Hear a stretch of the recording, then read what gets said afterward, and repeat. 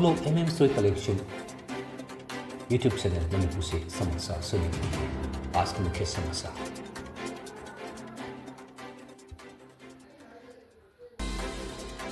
मणिपुर को नया डीजीपी मिला। हिंसा जांच आयुक्त ने राहत शिविरों का दौरा किया। मतदान सूची पूर्व रिक्शा एसआई शुरू। एनआईएस 202 हमले के विरोध में ट्रक चालकों का आंदोलन। सुरक्षा बलों का अभियान जारी।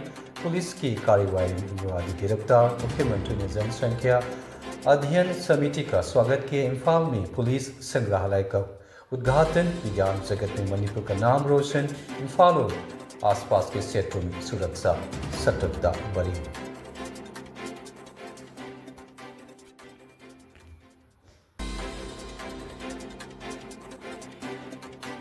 दिल्ली एनसीआर में तेज आंधी और बारिश के कारण कई उड़ानें प्रभावित हुए। आईएमडी ने रेड अलर्ट जारी किया और लोगों को सावधानी बरतने की सलाह दी। केंद्र सरकार ने राष्ट्रीय राजमार्ग परियोजनाओं से जुड़े 17 हाईवे एसेट को मोनेटाइजेशन की योजना बनाई है, जिससे इंफ्रास्ट्रक्चर निवेश को बढ़ावा मिलेगा।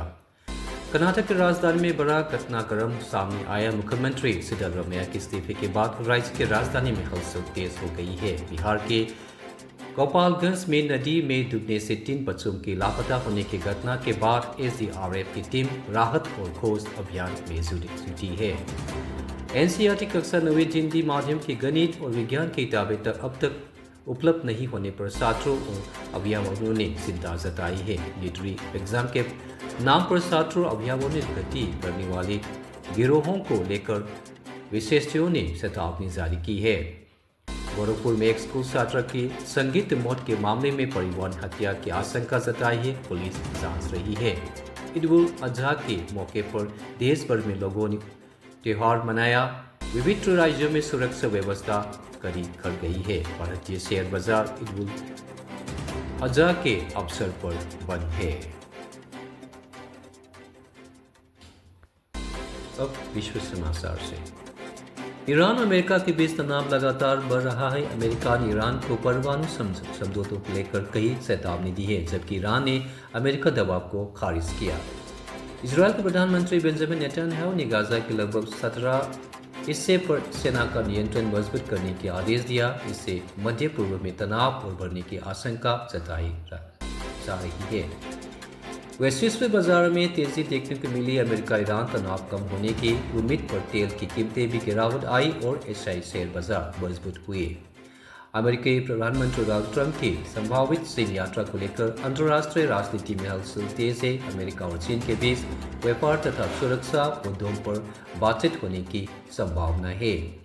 रोमानिया की मारामुरी क्षेत्र में संदिग्ध ड्रोन मिलने के बाद सुरक्षा एजेंसी अलर्ट पर है। मामले जांच रही है। विश्व स्वास्थ्य संगठन WHO ने कहा है कि युगांडा में इबोला सामुदायिक प्रसार की फिलहाल कोई पुष्टि नहीं है। यूरोप में फुटबॉल लीग की नजर चैंपियन लीग फाइनल पर है। आर्सेनल एफसी और पेरिस सेंट जर्मन एफसी के बीच मुकाबला को लेकर उत्साह बढ़ा हुआ है।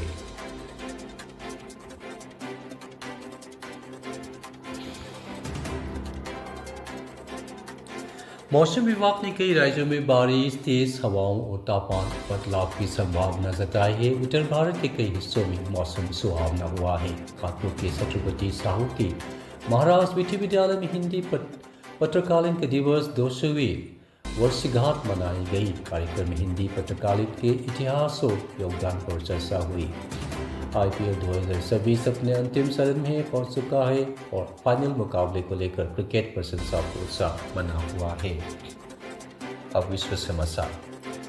अमेरिकी राष्ट्रपति डोनाल्ड ट्रंप ने ईरान को लेकर अपनी शीर्ष सलाहकारों के साथ महत्वपूर्ण बैठक की। रिपोर्टों के अनुसार दोनों देशों के बीच बातचीत जारी है, लेकिन अभी तक किसी अंतिम समझौता पर सहमति नहीं बन पाई है।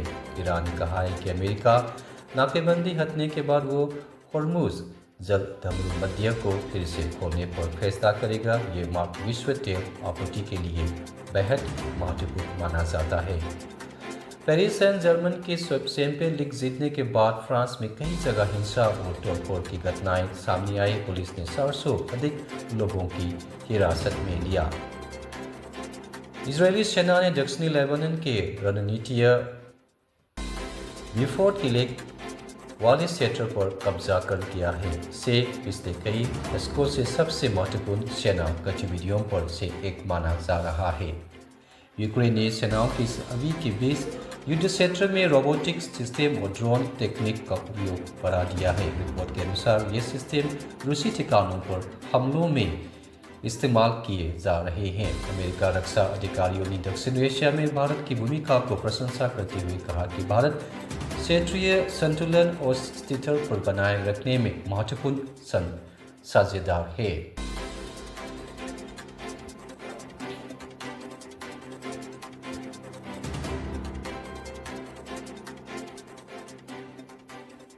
बकरीद के बाद पाकिस्तान के कई शहरों में सफाई स्वच्छता को लेकर समस्याएं सामने आई है। विभिन्न क्षेत्रों में कचरा और पशु अवशेषों के कारण प्रशासन पर दबाव बढ़ा है। व्हाइट हाउस द्वारा जारी जानकारी के अनुसार अमेरिका द्वारा राष्ट्रपति डोनाल्ड ट्रंप की नियमित स्वच्छता जांच की गई। उन्होंने अपनी दायित्व निभाने के लिए पूरी तरह फिट बताया गया।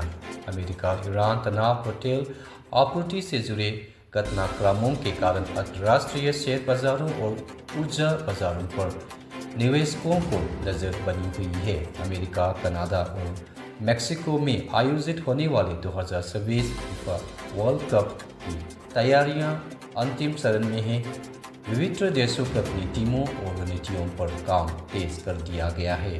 आर्सेनल एफसी और पेरिस सेंट जर्मेन के बीच हुए यूएफए चैंपियन लीग फाइनल में दुनिया भर के फुटबॉल प्रशंसकों के ध्यान आकर्षित किया। फाइनल के बाद यूरोप में शस्त्र और सुरक्षा व्यवस्था दोनों चर्चा में हैं।